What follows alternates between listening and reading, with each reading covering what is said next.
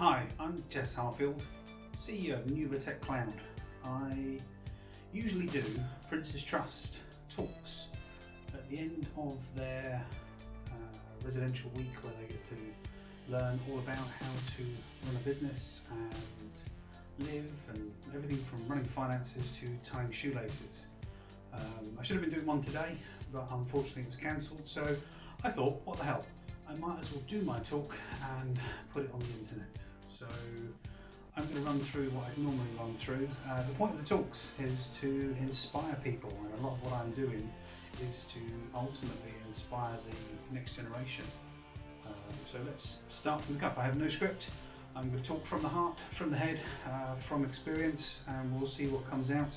Every time we do one of these talks, they are slightly different because I talk on so much experience that I actually forget all half the things that I've actually done. Some of it's funny, some of it's anecdotal, and some of it might give you some inspiration or just help in life. So let's just jump straight into it. So I started in photocopiers just over 23 years ago, I think now, and I went into my school one day. I was doing an extra year, an NVQ, because leading up to my GCSEs I couldn't actually decide what I wanted to do, and although I did really well in the mocks, I'd kind of got bored with school by the time I was in my last year, and I wasn't really sure what I wanted to do post school. Was I going to go to college? Was I going to go into university? Was I going to get a job? So I did this NVQ called a Diploma of Vocational Education, and it meant that you were effectively learning about businesses, learning about work, learning about life, and learning about how to build branding and marketing and things. It was actually a really useful course for me to be on, and I did that for about 6 months. And I walked into school one day and there was this sign saying, "Do you want to earn 30 grand a year?" And I thought, hell yeah, of course I want to earn 30 grand a year. And I picked up the phone, phoned it up, booked an interview, got on a train and went down to Brighton, and it was to work at Rank Xerox. Now Rank Xerox is what today is Xerox in photocopier world, and I knew nothing about photocopiers, I knew nothing about IT, I knew nothing really about anything. All I knew was that I wanted to earn 30 grand a year. And whilst I was sat in the waiting room, I managed to look at one of these brochures, and I remembered, by the time I got in there, I've got a relatively photographic memory, first copy out time. And I can still tell you the photocopier now. 23 years later, it was a Xerox 5317. It did 17 copies per minute in A4. I think it did 12 copies per minute in A3. And I learned all those features really quickly. And when I went into the interview, I talked about it. I talked about my excitement for the photocopier. I talked about my excitement for what I wanted. And that excitement came across in the interview, and they gave me a job. Now I was lucky to get the interview because obviously I've got an E on the end of my name, Jesse, although it said Jess, and it was actually the person doing the interviewing, the owner of the business. He had gone through all the CVs and discounted my CV, and it was actually his wife said to him, he's got a comical name, Jesse, you should probably give him a go.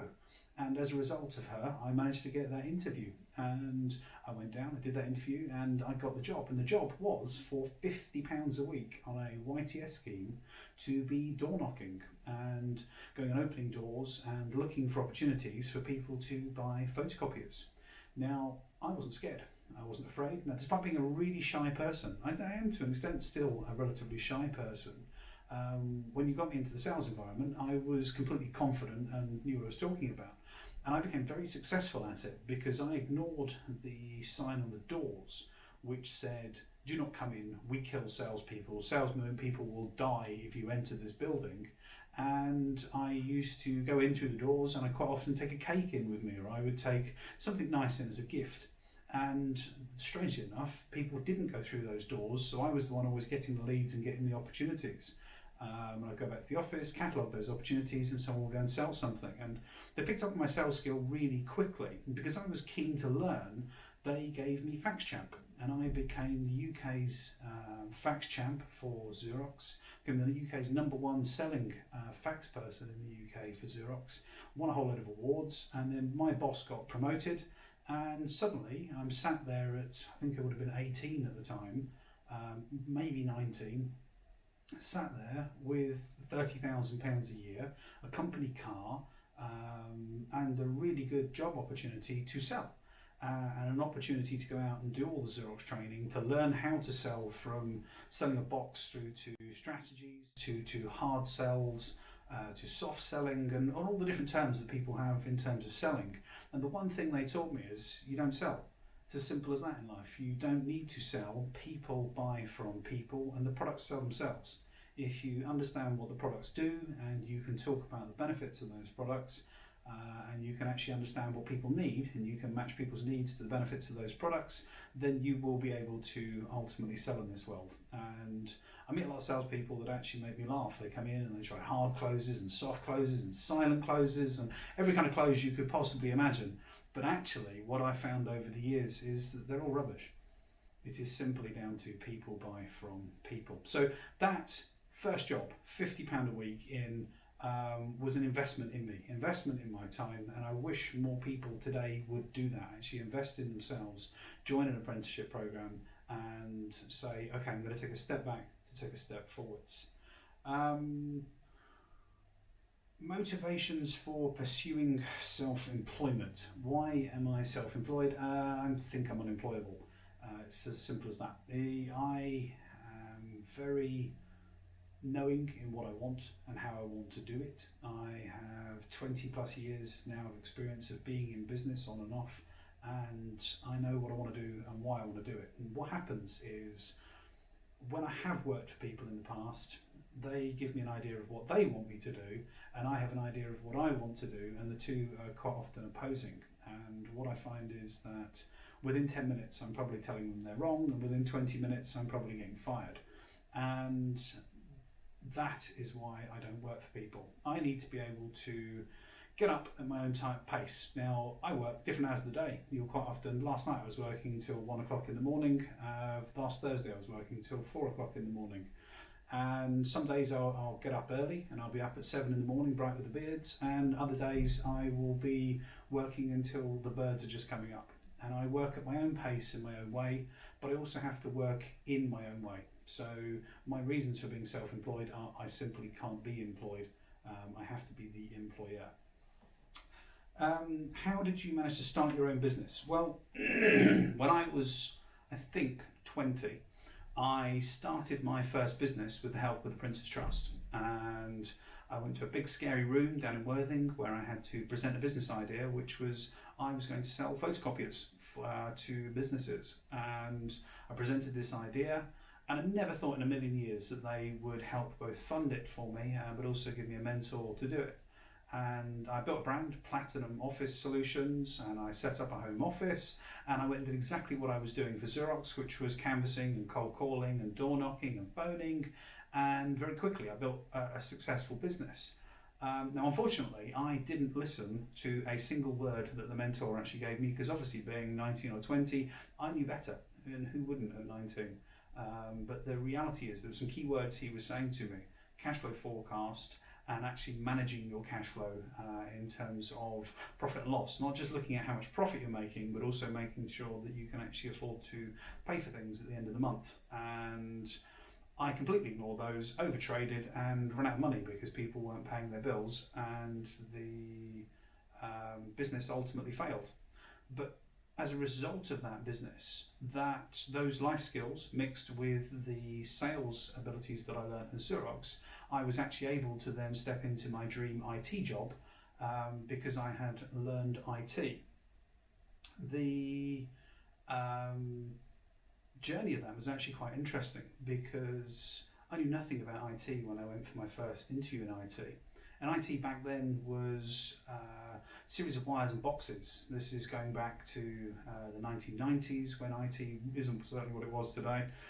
There was no cloud, the internet was running very slowly, it was ISDN, and we worked in a product called nuvoteq that nobody's even heard of these days. But I went for that interview, and the guy who was talking to me believed in what his product was, believed in what he was selling, and he spent an hour telling me how amazing he was, and I spent an hour telling him how amazing he was back. And at the end of that interview, he offered me the job. So we've got to give this guy a job. He sounds amazing, and he was talking about, we've networked 50,000 seats using NDS, and I'm nodding going, yeah, that's amazing, I've never heard anyone do that before, I have no idea what it was at all. That gave me 2 weeks to learn IT, and I went and got a book called The Encyclopedia of Networking, which is currently sat on my new apprentice desk, and he's still learning it 20 years later, which gave an ingrain into IT, and I went and learned that, and 2 weeks later I could talk the talk, walk the walk, and I went out and started selling. And over the first year I managed to pick up customers like Saatchi & Saatchi, Honda, Sainsbury's, Ford, lots of really big name corporate entities, because I was able to map that selling capability with a knowledge of IT, and I learned very, very quickly what IT was all about.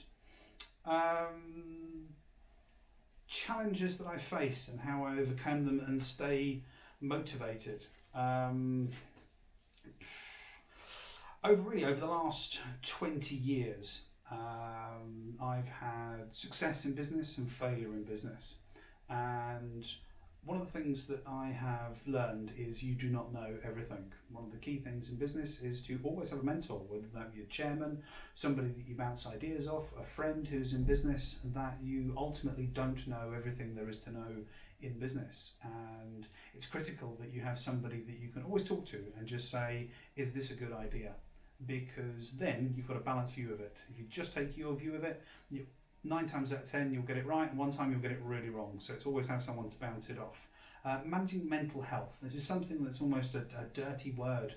Up until only a few years ago, and people like Prince Harry, Prince William have been talking about mental health and managing mental health. The importance of managing mental health is critical in both running a business but also being an employee. So there's 2 things that I try and do. Is I try and manage my own mental health, and I'm constantly looking at different ways of making sure that I don't get too stressed, that I actually manage that over a long period of time, but also making sure that the employees manage their mental health too. And it's all well and good that I think the phrase is, all work makes Jack a dull boy.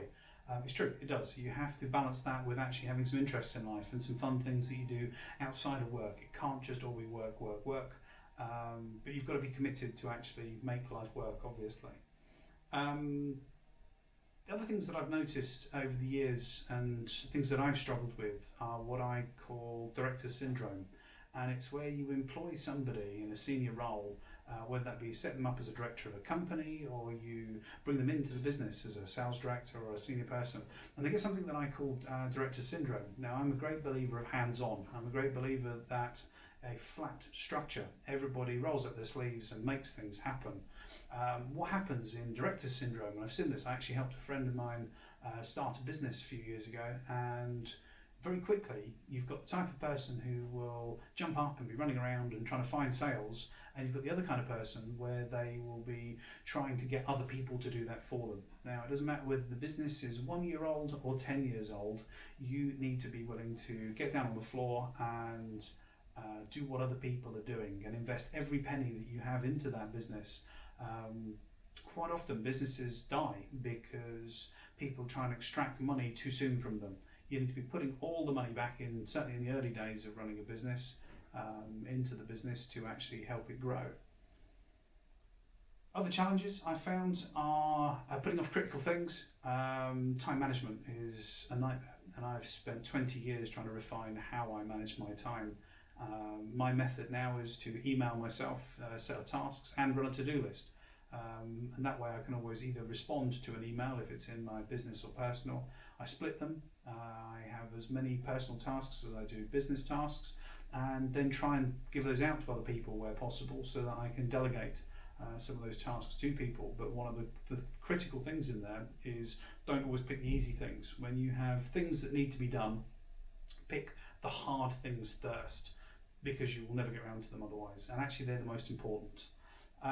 Contracts. One of the things that I've struggled with over the years is contracts. You have to invest the money to get the contracts right. So every business I've started, the first thing that I've done is actually not gone out to get business, is actually spend a number of months working with lawyers to make sure that you've got the contracts you should never need. Because the first thing that will happen is you'll go and sell something goes wrong that's completely out of your control, and that could wipe out business. So you need to make sure that you have contracts in place to mitigate should the worst ever happen. Key members of staff. Now, you always end up with key members of staff in business, but you've got to mitigate that risk, because if you have somebody who is very good at their job but the only one that can do it, they are going to be sick, things are going to happen, suddenly they're going to leave, personal circumstances. You need to make sure that you've covered all bases and have critical members of staff actually able to function, but also trying to help them manage their mental health. A lot of things when you do have critical members of staff where you can't have backup is to put plans in place to help them make sure they don't fail, don't overwork them, make sure that they've got all the tools in place that they need to have. But also look after staff. If you're going to move from being an employer to being, or an employee to being an employer, make sure that you look after your staff and that you have free drinks, that you have free food lying around, that you give them time off, that you work hard, play hard, that you actually go and do events with them and invest in those people as well. Send them on training courses and ultimately look after them. Key life lesson is it is never too late. And in business, it's very easy to put your head in the sand and hope things get better. Sometimes you have ups, sometimes you have downs. And I had a scenario with a customer in previous business where it had got to court, or it actually got to mediation. It had been going on, and that we'd built a platform, and it was a customer that I'd won and invested a lot of time to win. I'd handed it over to other people, let them get on over with it, and then suddenly my FD saying to me, Jess, we need to go to mediation because this has all gone wrong. And I went along to the mediation, and I sat there, and the MD of the business sat there, and we were actually both talking quite reasonable people. And I wished that we'd had that conversation beforehand, but in business, some things don't ever work out like that. We were sitting there in mediation. We had lawyers, he had his FD, I had my FD. We've got a mediator, and we're talking about terms of settlement. And I turned around to the MD and I said, look, do you know what? I've listened to it all, I've thought about it all. When we tried to do what you were trying to do, there was a combination of factors. You had a guy who was being a little bit difficult around what he wanted to do. We were struggling to deliver some of the technologies because they weren't as advanced as we needed them to be to meet your requirements. But actually things have changed in the last 6 months, and I think we could now meet your requirements. And he said, well, it's going to be a damn sight easier for us if you could meet it rather than us actually suing each other and me having to go and find another supplier. Why don't we go for a beer?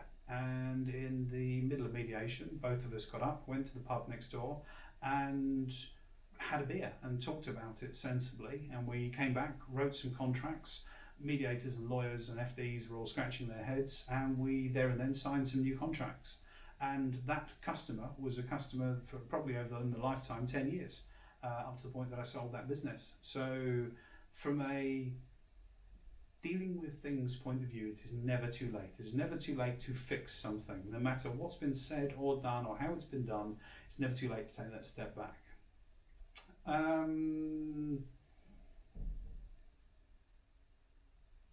Where are you now? What have you learned? Is one of the next questions I tend to get at these Prince's Trust talks. And what I've learned is to do things that I enjoy. I ran a business till last December, and part of the reason that I sold that business was because the bits I didn't enjoy, I was getting involved in, and I was spending all my time getting involved in those things. And what happens is you get to a point where you end up getting so fed up with doing those things, you think, oh, I might as well just do something else. But actually, what I found is that by now building a business where I can do the things that I enjoy, and what I enjoy is change. I enjoy making a difference to customers. I enjoy investing my time in making a difference to customers. I enjoy seeing that journey, meeting with a customer, listening to their challenges, helping them overcome those challenges, building a solution that will help deliver those challenges. That's what I enjoy doing. And a business should be able to run itself generally if you've got the right people in place, you've got the right managers, right FD, right finance manager, right people across administration and technical. It should be able to run itself if you've chosen the right people. And I believe now I've been able to build a business that has the right people in it that can effectively run itself, so that I can put my team together to deliver on my vision of change and helping people move to and from the cloud. But the key there is doing things that you ultimately enjoy, not things that you're just doing them because you have or because they make loads of money. The highs and lows of self-employment. Highs are obviously the freedom, the money that comes with it, the time that you actually get, or lack of it. The lows are equally the time of that. I get flexibility, so I can go and do things like go and do Prince's Trust talks, not have to worry about it. But quite often you'll also find me one week doing 70 hours and another week doing 20 hours. That flexibility is useful, but the 70 hours is really tiring. So it's one of those. The risk that comes with it. Everything you do in business is a risk, and you can try and do everything that you want to mitigate that risk, but you can never completely mitigate risk. And so I had a couple of guys last year who they took some kit to customer site and they accidentally threw away £15,000 worth of licenses. You just live with it. You roll with it. It's part of a cost in business. I had a person probably 5-6 years ago where they accidentally pulled 3 disks out of a server and it wiped all the data out. And I sat there with the customer, explained to them what happened, apologised, paid for it, resolved the issue. But you can't mitigate that. People play a part in that. IT equipment plays a part in that. Structure of business, change, cost, life, Brexit, you name it, there's risk in business. So you can never mitigate fully risk. That's one of the downsides of being in business, is managing that risk. And then the final part really is just a list of advice that I tend to give the guys in the Prince's Trust weeks, of things that I've learned really over the last 20 plus years, that things you should do, things you shouldn't do. Just trying to skip some of that phase. Now, obviously a lot of people, like when I was 19, know better, have heard it, done it, written the book on it, and then later on in life they learn that you've got to listen to people, and I'm hoping that some of these granules will be sorts of gold that will help people to either go into business, go into work, go into employment, and help them with that over the next few years. Talked a little bit about it earlier, don't put your head in the sand. Whether things are going right or whether things are going wrong, particularly when things are going wrong, it's very easy to hide away from it. And one of the things I learned early on in business is that you struggle with cash flow and managing cash flow. Now, if you go to a supplier and you say to that supplier, hey, we're really struggling at the moment because of X, Y, Z, and actually say to them, however, we have this happening on this date and we'll make sure we pay you this amount of money, even though it's not going to be all of it, they will certainly look after you and support you, and they will help you in that. 9 times out of 10, they will get behind you, and they will become a much better supplier as a result of that, because they ultimately want your business, and they know that by you helping them, you will help them, and you will both get business out of the back of it. But what a lot of people do is they see the letters come in, they see the complaints, they see the phone calls, they just put their head in the sand, hope it goes away, and before you know it, a county court judgment or a county court summons is either wiping out the company, or is it making such a difference to the company can't trade. So do not ever put your head in the sand, and whether that be a technical IT problem, whether you're working in administration or sales, whether something bad has happened, fess up, own up, be honest, say it, live it, speak to people, and things get fixed. You don't need to know everything. In life, you can't know everything. Now, I spend a lot of time reading books, and I spend a lot of time watching programs and YouTube channels to try and learn lots of things. I don't know everything. Even now, I still have a chairman who comes in once a month. We talk about things. I learn new things every day in terms of how to run a business, how to run structure, how to run finance. Constantly listening to people. So you don't know everything. Just be constantly trying to learn. Read things, books, people, times, ask questions, and try and become a better person off the back of it. Comfort zone, risk reward. Now, I'm very much a risk person. Some people are the opposite of that, and you have to work within your comfort zone. If you're a risk person, continue to take risks. The first time that you don't take a risk, everything will go wrong, because you are so used to taking risks that you actually won't understand how to manage that. Same goes if you're a kind of person who doesn't take any risks. If you're going to take one, be very careful about it, but probably just stick to that medium. Just stick within the bubble, stick within the zone, stick what you're comfortable with, and try not to go too far out of your comfort zone. But in terms of pushing yourself, be constantly pushing yourself outside of your comfort zone. Try to learn new things every day, try to make a difference every day, try and be different every day. Don't get distracted. But in business or work or time, it's very easy to take the fun things, it's very easy to take the simple things, the easy things. It's very easy to get distracted with things that look like a golden goose. Focus on your day-to-day job. Focus on what you do really well, and actually work with it and try and make sure that you're delivering on what you're supposed to be delivering before you get distracted with things outside of that. One of the things I say to people is a lot is, if you aim for something and that's all you aim for, it'll never happen. And I call it the A plus B equals C rule. And if C is money, and money is what you're doing it for, or knowledge, or whatever the thing is, success, you will never achieve it simply by talking about it and wishing for it to happen. A could be number of meetings, B could be number of proposals, C, by doing those things, will be sales, which will deliver you the byproduct of money. And far too many people focus on, I'm here for the money, money, money, money, money. But actually, hard work, learning, time, investment in yourself, A plus B, will ultimately equal C, which will be money. Don't be afraid to say no.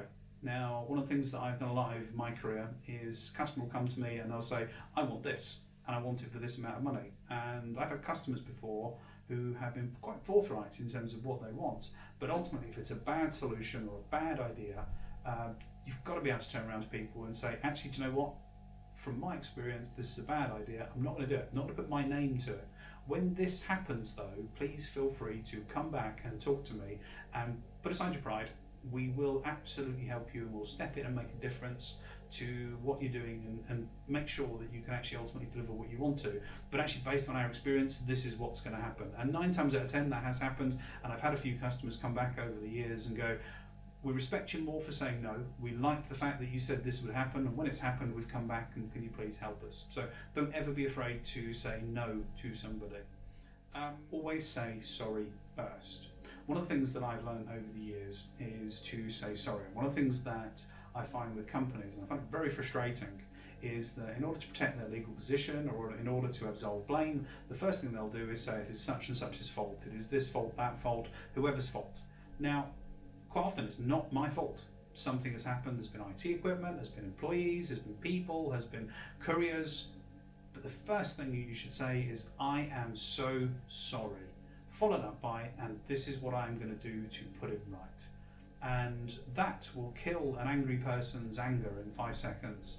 If you try and defend the indefensible, people just get more and more annoyed. So a serious life lesson, always say sorry. People say that doors are closed for a reason, and I don't believe that. That's rubbish. I actually don't have no in my vocabulary. I don't understand it. When a door's closed or somebody says no, or you can't have a meeting because, that's just they haven't fully understood the value proposition, or you can't have that pipe put through there because it is simply they don't know how to make the pipe go through a hole in the way that I needed to go through a hole. There is always an ability to either open a door or make something happen or do something that somebody says is impossible, and there isn't really impossible and there isn't really no in mine or the nuvoteq vocabulary. You've got to deliver on what people need, and you have to find ways to do that. Keeping customers is easier than getting new ones. A lot of people forget this. They give their key customers to internal account managers, they give it to people, and they go out and focus on delivering the new big leads and opportunities. And the reality is that keeping customers is actually the most important part of a business. And what I've always done throughout my career is make sure that you spend time to invest in customers. Now, you can't be everywhere at once. And as a business grows to a certain sort of size, you can't always be seeing those customers. But what you need to do is make sure that you get people in place that have the same ethics, capabilities, needs, understanding, and ability to work with the customer in the same way that you do, to make sure that you keep those customers. They are much more important than delivering new business. You have to keep your existing customers happy. Never assume the impossible won't happen. Do you know what? I was sat in a meeting probably 2 years ago where I remember being asked by a chairman, what happens if this scenario happens? And I said, oh, that'll never happen, not in a million years. And about a week later, it happened. And so when you are planning for things, nothing is off the table. Things that you will utterly throw you, that you think that could never possibly happen, they will happen. So plan for it. Make sure that you've got a plan in place. Should the worst happen or X, Y, Z happen, you can actually then work with it and make sure that you can fix it. This is talking about business. So business plans should be fluid. I've seen people write 200-page business plans. They're about as much use as a chocolate teapot. My best business plans are probably written on 6 or 7 pages. They get reviewed every 6, 8, 12 weeks, sometimes 6 months for a major review, but certainly in terms of their structure, a business plan should be a fluid document, something that you can deliver and something that changes with who you are. Now, whether that be market changes, whether that be Brexit gets delivered, whether that be something that ultimately happens, you have to be able to move and change and deliver on a business plan that fits with market requirements and market needs.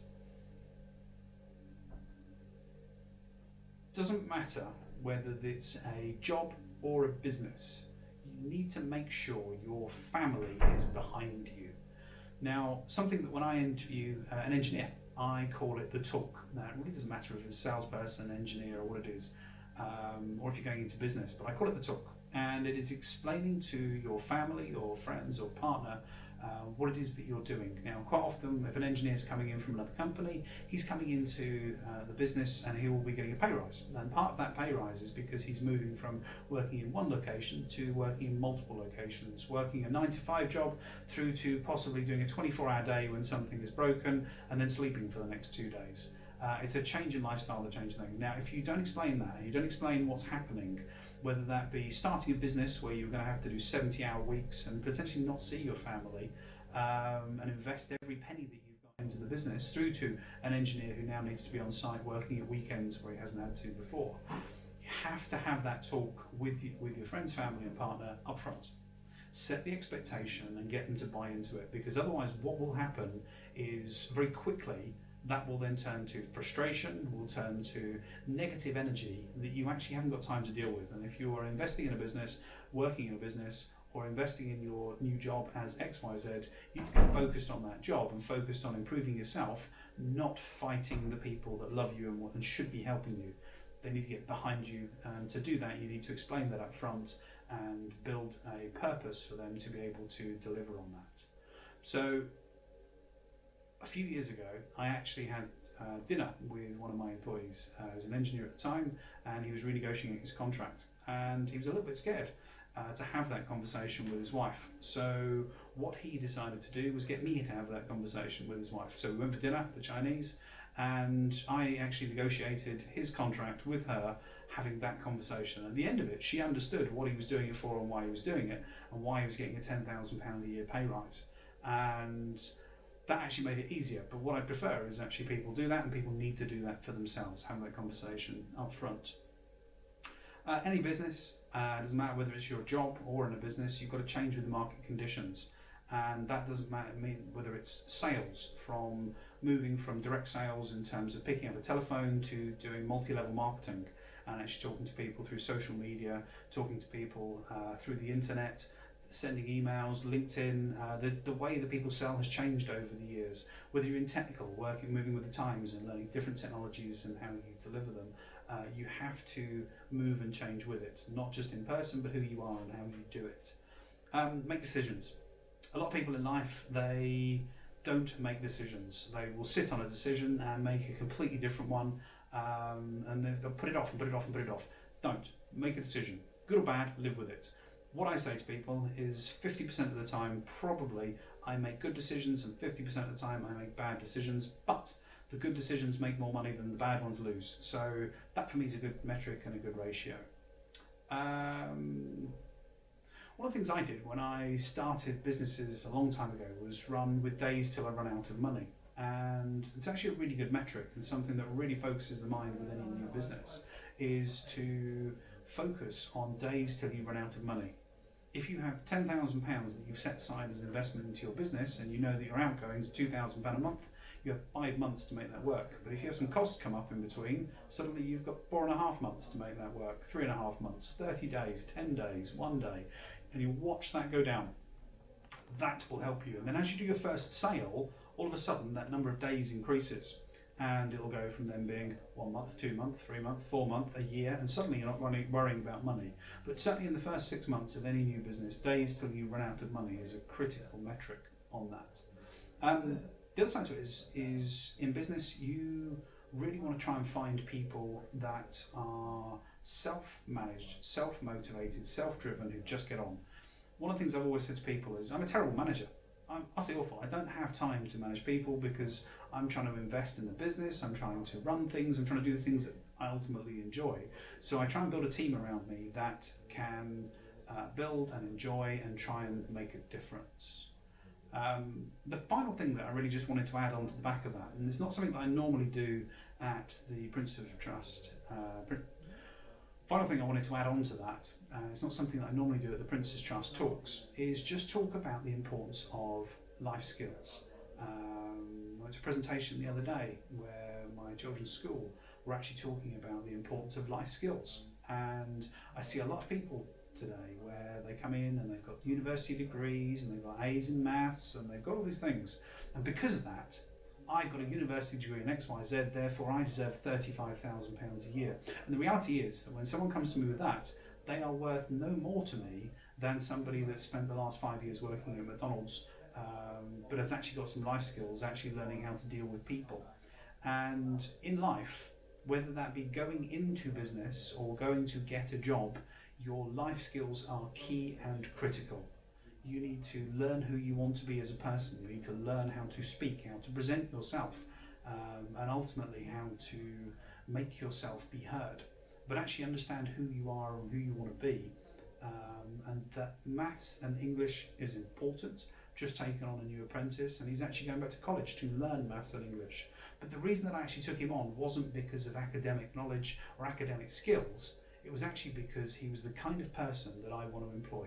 Somebody who wants to invest in themselves, somebody who wants to make a difference, and somebody who wants to get a career. Whether that be starting a business or going to get your first or 9th job, you still need to have that hunger for it. That's just something I wanted to tap on the back that I don't normally talk about, but something that has been in my mind for some time. So that's it. That's me. That's the Principles Trust talks that I do probably once every few months to a group of typically 20 people in a room. Those people have come from a very diverse background. Some of them are starting businesses, some of them are thinking about starting businesses. Those people are keen to understand what it takes to be in business or to go and get a job. What do I need to have? What skills do I need to have to get a job? Part of that is actually just learning life skills. So if you are thinking of starting a business and you are 16 to 30, I would definitely go and look on the Principles Trust website. I was talking to someone who came across me via Instagram today, and they were asking, I've just started a business, I don't know how to get the skills to do it. And I suggested to them, go on to the Principles Trust website, go on to one of the courses, look at maybe getting some financial assistance from them, look at getting a mentor to help you learn how to run a business. I do a lot of things that I do because I want to make a difference. I support the Prince's Trust and the Duke of Edinburgh's Award, and I believe that helping the next generation is something that is worth investing in, but is critical for the success of the country. A lot of people aren't driven, a lot of people have changed, the world has changed around us, and what I want to do is inspire people to want to go and take that first step, whether that be into an apprenticeship or to go and start a business. Thank you so much for watching. I love doing these videos, and ultimately if I can inspire one person to go and get an apprenticeship or go and start a business, then I've ultimately succeeded in what I'm trying to do. I'll see you in the next one. Thanks, bye.